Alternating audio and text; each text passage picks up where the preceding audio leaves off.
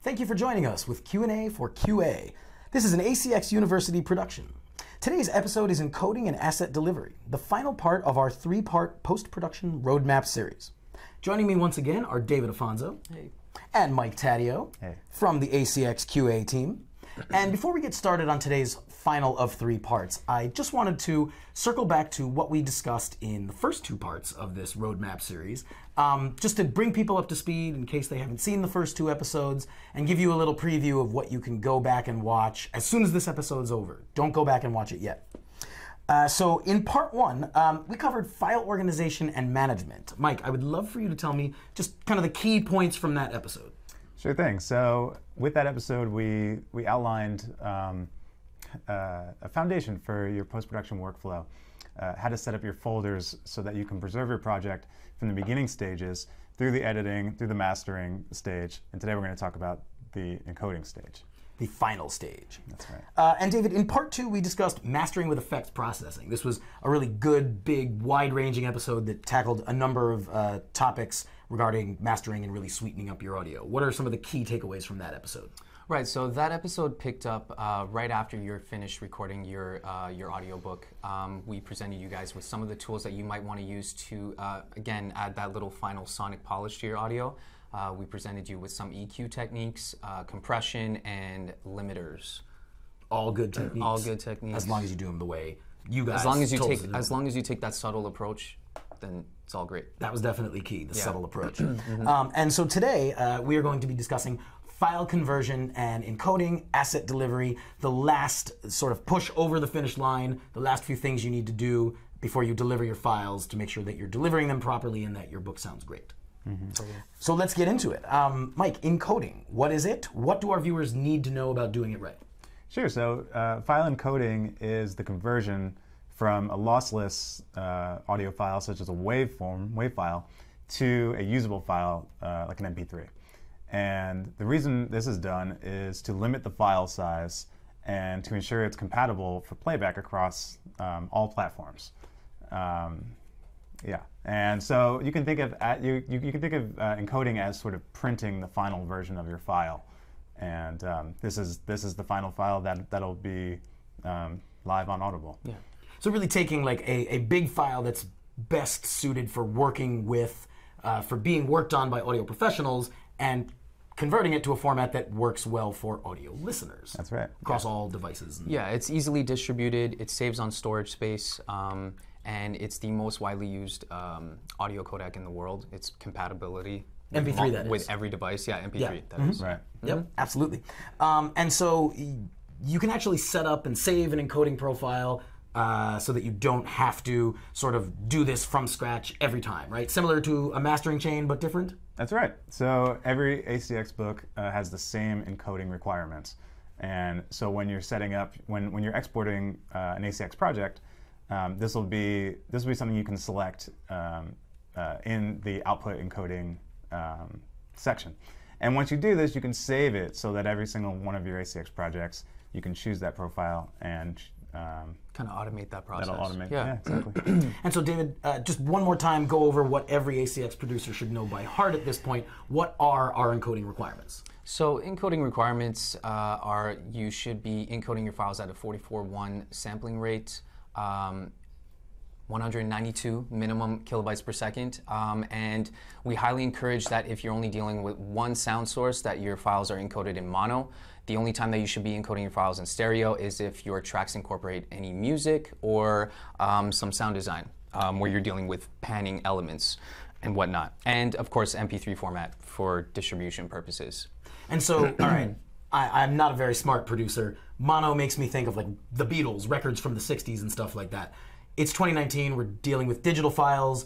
Why are we using mono? And listeners aren't only going to hear it in one ear, right? No, they're not going to hear it in one ear. Everything, when you're dealing with one sound source, everything gets summed down. So you'll hear your audio on both cans, both headphones. All right, good. Unless you're listening to the Beatles, and even then, I guess you'd hear it in both anyway. Unless within your software you pan your vocal to the left or to the right, it should be panned in the center. So therefore, that ensures that you're going to hear it through both headphones. Or unless one like earbud just falls out while you're walking, and then you would only hear it in one. Totally. But otherwise, you should be good. Yeah. Okay. All right.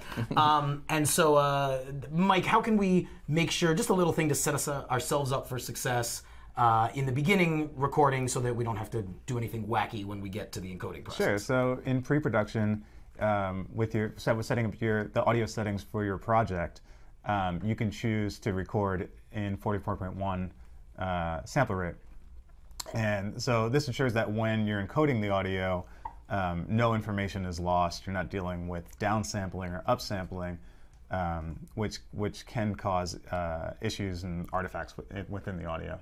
Right. If you're recording at 44.1 and you try to encode your files at 48 kilohertz, you're trying to introduce data to that file that wasn't there in the first place, and so the chances of you outputting a corrupt file obviously get increased. So that's why we highly encourage that once you've encoded, that you should double check your files. Great advice, and we're going to get into that a little bit more specifically right now with some of our final QC checks that ACX producers can do right before they upload the audio to ACX, right before they do their final output, and then hit I'm done. Hopefully ensuring that they never hear from you guys again, aside from watching these episodes and getting your advice, right? Totally. That's right. All right, so let's go through some of the final QC checks that they can do. We'll jump it over to Mike here. What are we doing at the very last stage to make sure that everything is set and right and beautiful? Sure.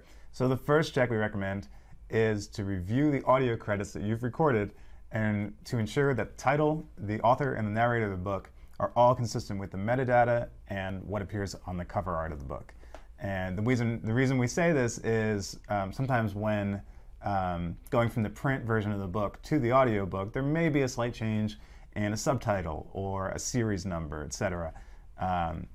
So these are the things that you're going to want to double check with the rights holder of the book to be sure that what you read is the final version.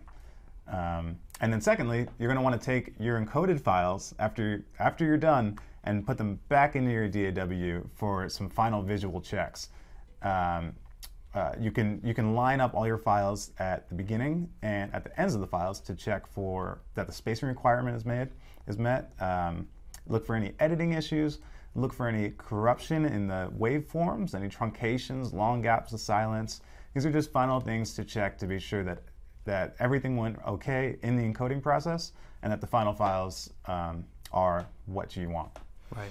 And so what kind of statistical analysis, it's just one thing I'm curious about, like running a final statistical analysis, what might you get there? Does that just help you sort of go back to our requirements and make sure that you're hitting them all? Right, so a statistical requirement is going to check your peak levels and your RMS levels, and that way you can ensure that all your files meet our requirements. Our RMS requirement is to have a level between negative 18 dB and negative 23 dB, and negative 3 dB is our peak requirement. Cool, so most... It's just another way to ensure that your files meet our requirements, and so you don't have to go back and revise anything. And most or all major DAWs will have that kind of statistical analysis that you can run on all your files to make sure they're in the right spot. Yes, if not by default, there's third-party plugins that you can purchase that will provide those stats for you. Beautiful, cool.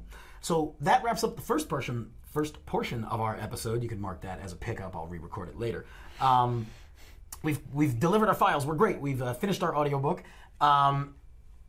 And we should actually double back before we move on to just that final stage of asset delivery. Right.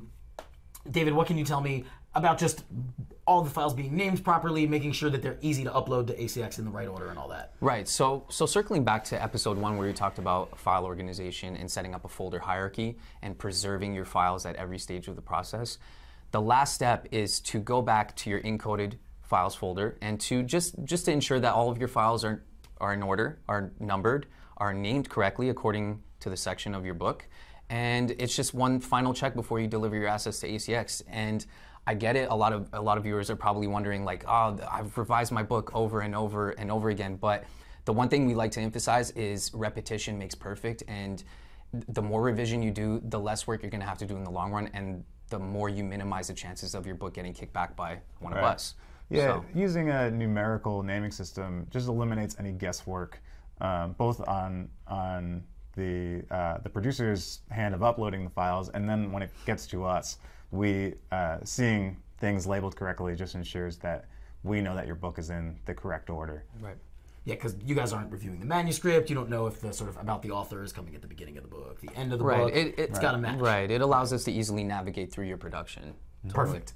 All right, so now we have delivered our book. Now we're all done. We can celebrate. We've delivered it properly. We're not going to get any flags from QA. We're ready to go on to that next production. We're ready to do more and more audiobooks, take our abilities and our career to the next level. So we'd like to discuss some ways that you can up your game, that you can put the pro in producer, and we're going to cover 4 or 5 different areas where you might choose to focus on so that you can just keep getting better and better and grow your career. The first one of those, Mike's going to talk about some things you can do on the performance side of things to make sure that you're setting yourself up for success throughout your production. Right. So when you get into the vocal booth and you go to record your book, the last thing you're going to want to think about is any technical aspects of reading the script. So this includes, reading the script first and foremost, but marking any character traits, getting familiar with the pacing of the book.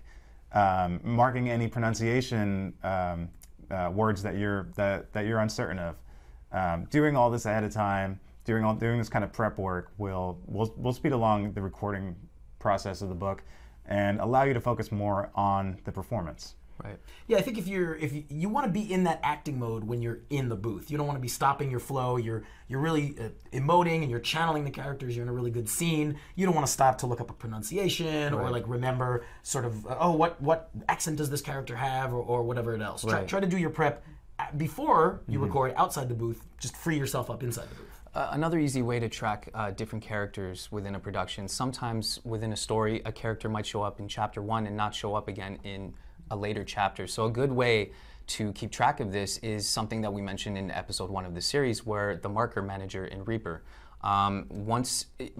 Just adding a marker for every single character will allow you to easily navigate through the different characters of the production and go back and listen to that accent or performance that you catered specifically for that character.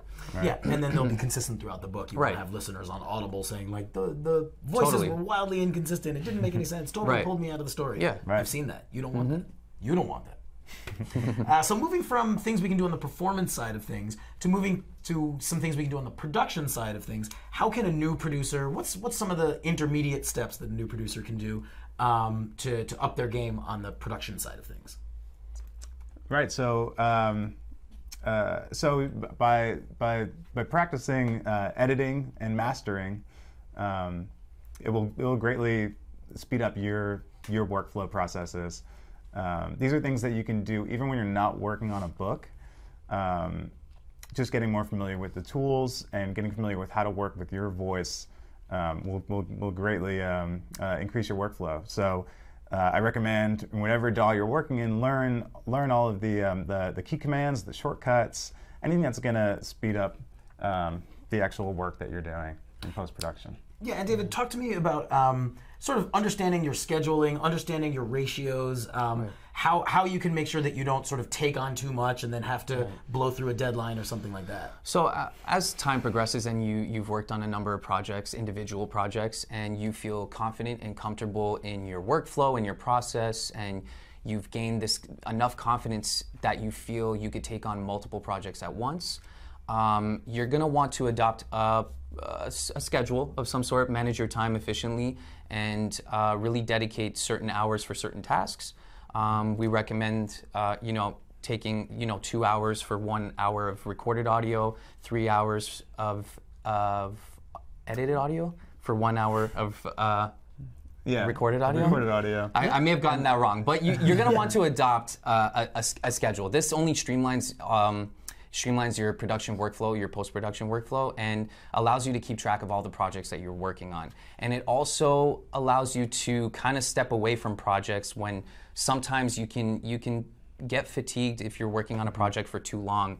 And so sometimes it's good to step away from a project and work on something else and then come back to it with a fresh set of ears. Yeah. So. And I think sort of the 2-to-1 ratio for performance and the 3-to-1 ratio for editing and QC, those can be a little aspirational, right? Like a new producer might not be achieving those right off the bat. You might be having more mistakes in front of the mic as you learn your performance craft. But it's good to have a destination of what you're shooting for. Totally. And then you can build your schedule around that. Yeah, again, these are just suggestions. These are something that you might want to strive for, but over time you'll start to know how long it takes you to accomplish these tasks. And you'll get familiar with the process, You'll know what works for you. And it's going to be different for every producer. For every single person.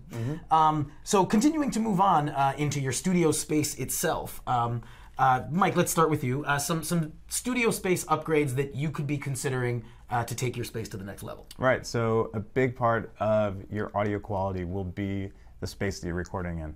So ideally, you want your studio or your vocal booth to be as acoustically dead as possible. So with as little room reflections as you can.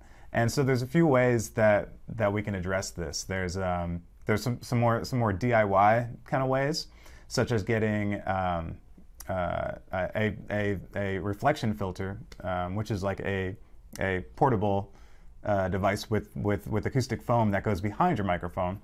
Other ways you can do this are just by getting heavy blankets, heavy curtains, anything that's going to absorb sound and kind of create your own little DIY booth.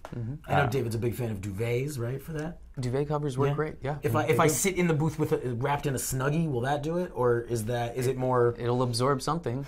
It'll absorb something. It'll probably make me hot in the booth, right? So you might have to take breaks. Totally, Yeah, it can hurt. But there is a difference between.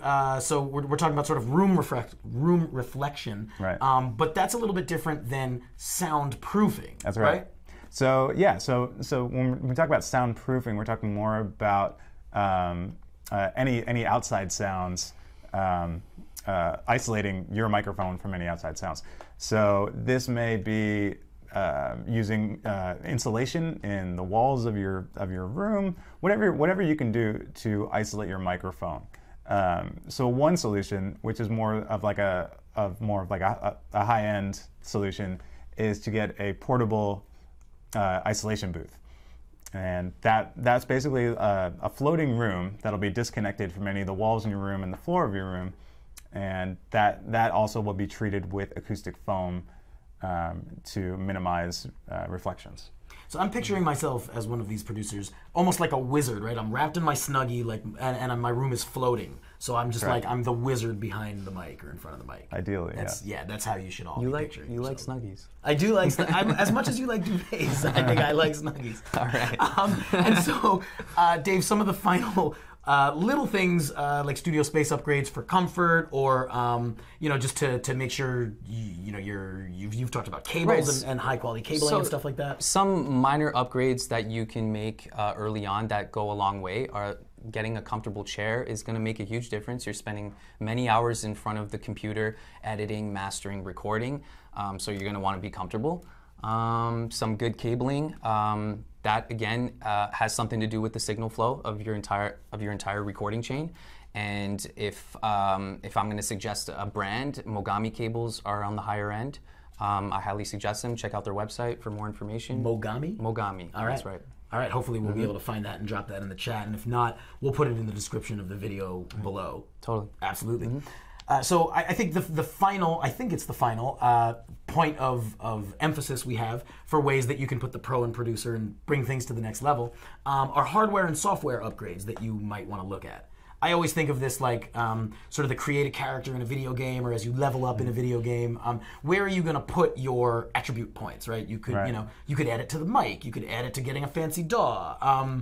Is there any one right way to go?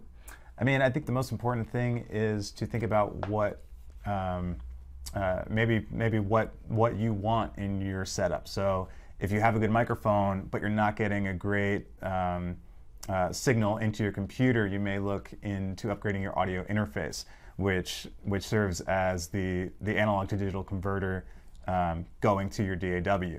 So when you're thinking about hardware upgrades, just consider that each part of your setup is going to contribute in some way to your audio quality.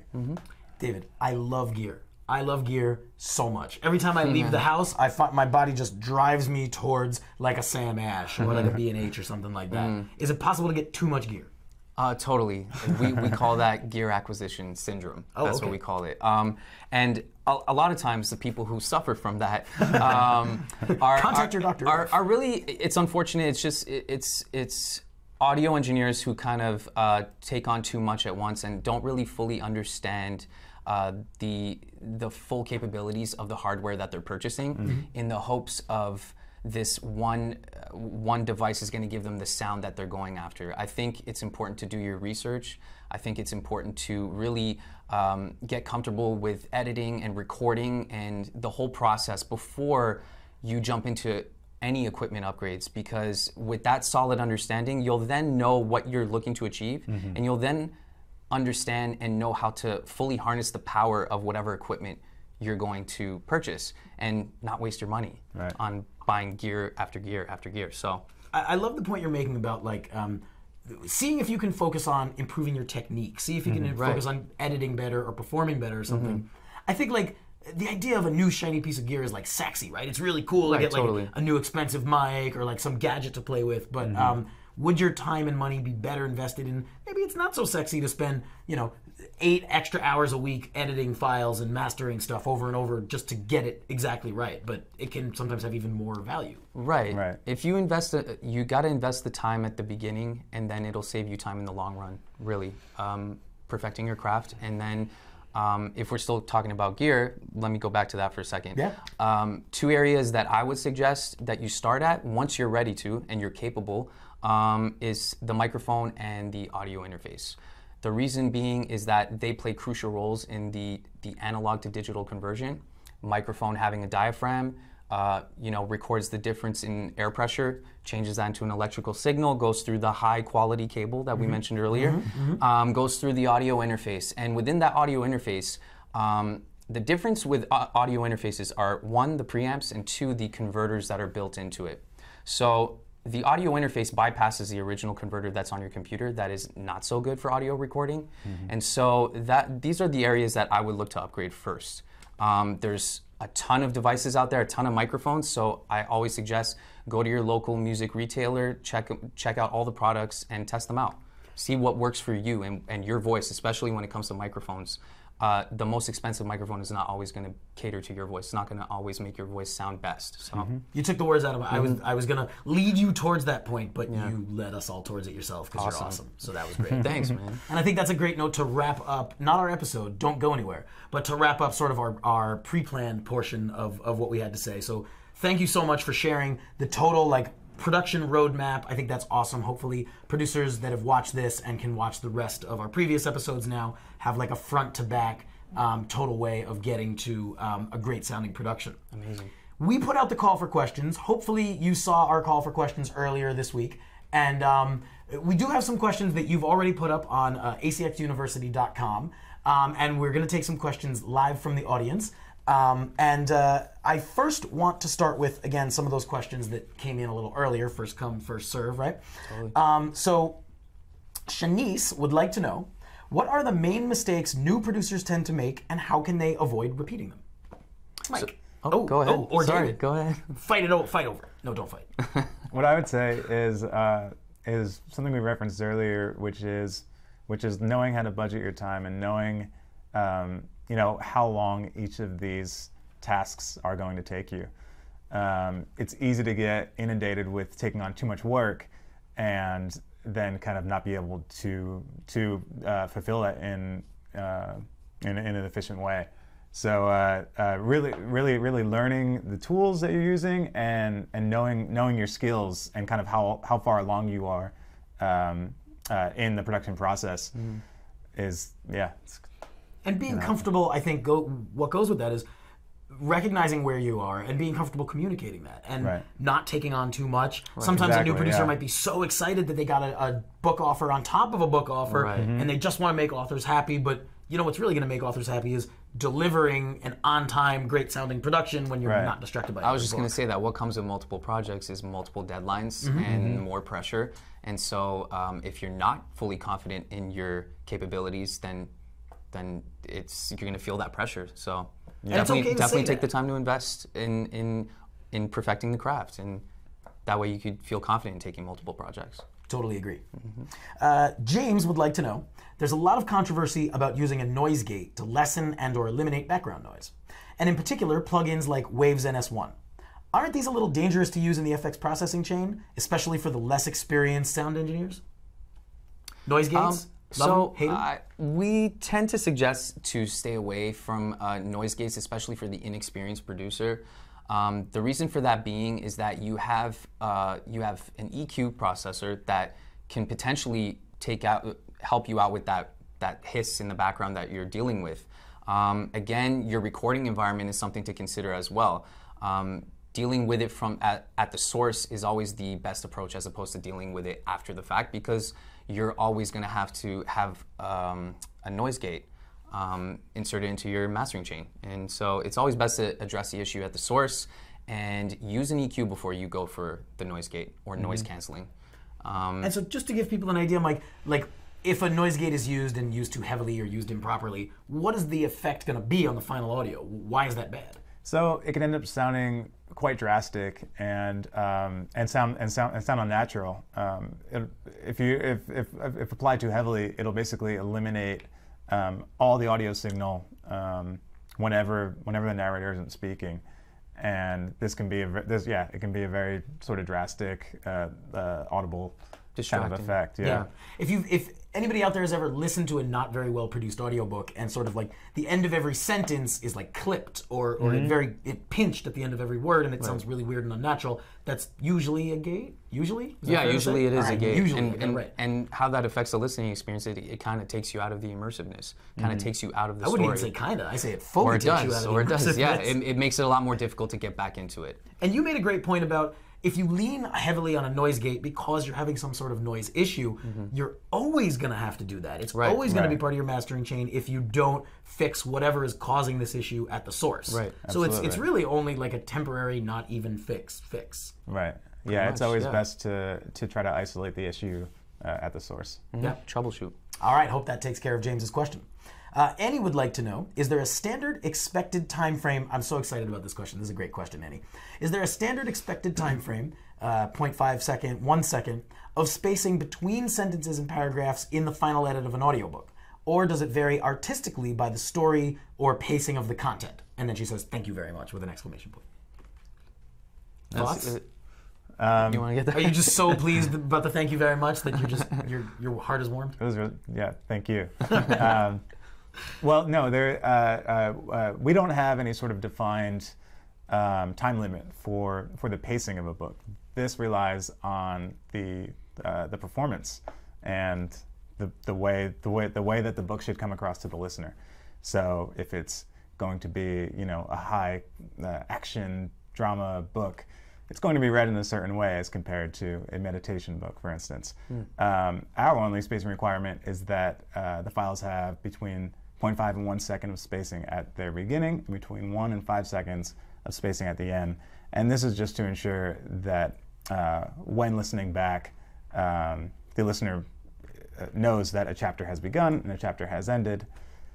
Yeah. I think in the middle of a passage, 0.5 to 1 second she mentioned, I think that's fine. As long as the pacing sounds right, then that's fine. I wouldn't suggest leaving like 5 seconds or like 10 seconds, because again, that just takes you out of the story, the listening experience, and the listener might just be might think something's wrong with their device and just like really disrupt that experience for them. So yeah, I think a great way, more so than like a numerical value, right? More so than like 0.5 seconds or 1 second. Right. Go on Audible, listen to the samples from some of the books, and listen for yourself to highly rated books and notice the pacing there in different types of scenes, even across different types of genres. Yeah. That's what you need to shoot for, more than like a numerical value, I think, right? Totally. Yeah.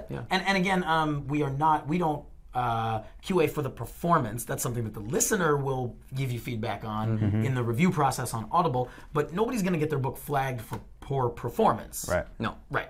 And that question did double duty because I see here that John wanted to know the requirements for silence at the heads and tails, and so we did just cover that in that question, so great job there. 2 for 1. A little David Letterman action there.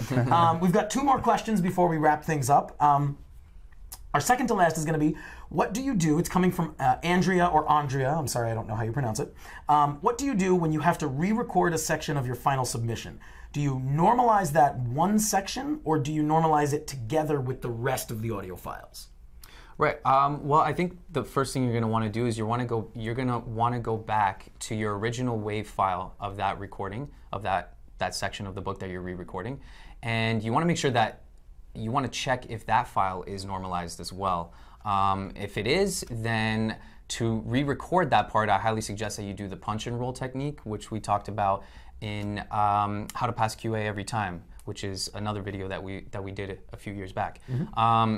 And so that just, the reason I recommend the punch and roll to re-record this section is because you can set up the recording to begin a few seconds after the playback begins. So it allows you to get back into character so that you can performance match. And so, yeah, if the rest of the file is normalized, then you can just normalize that one section once you've captured that section that you're trying to re-record. But normalization it should be done during the mastering portion of your audiobook production. So if you are editing in a pickup, for instance, you're going to want to go back to the original files, to your original edited file, and then master and normalize the complete file again. Yeah, that's a great point. And that's why in previous episodes we've talked about sort of backing up at every stage of the production. So depending on what you may need to go back and fix, you can go back to the appropriate file. So here you'd go back to your edited masters, which are going to be your files that have been edited and QC'd but have not yet been mastered, so that you can double back there. And you really shouldn't be editing mastered files unless you lost your edited masters.